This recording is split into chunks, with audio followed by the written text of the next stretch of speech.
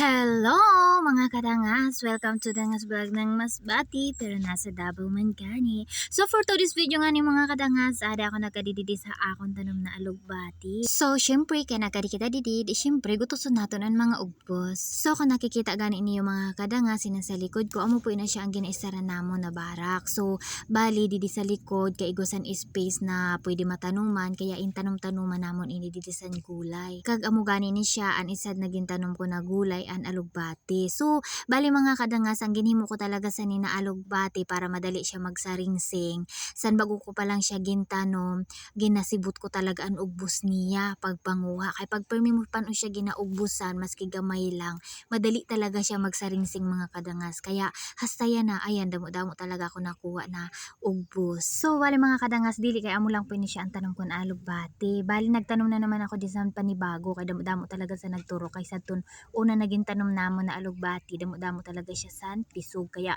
nagturubo an iya mga pisog, kaya ada damo-damo pa talaga siya, kaya itatanom ko naman ina siya mga kadangas dito po sa akong ginhawanan. So sa kadamo talaga sa ni mga kadangas, pag ini nagurugbos na talaga, damo-damo talaga ini siya, kaya minsan nagakontrolan iyo dangas pagkaunsa ni, kay pampabawas man ini sa dugo, kaya iyo dangas animi. Kaya ang ginihimo ko sa ni mga kadangas, pag damo-damo na talaga siya, ginahatag ko na siya kan mother, kay high blood si mother, kaya bagay ini sa iya. So tapos ko na nga ni siya didi mga kadangas ginugasan. So ibubutan ko naman siya didi sa balunan habang nagahulat ako sa paanok san luto. So amin ni siyang ginahimo ko sa ni mga kadangas, pag ako sa ni nagaluto, ginababaw ko lang siya sa luto, inabutangan asin kag suka.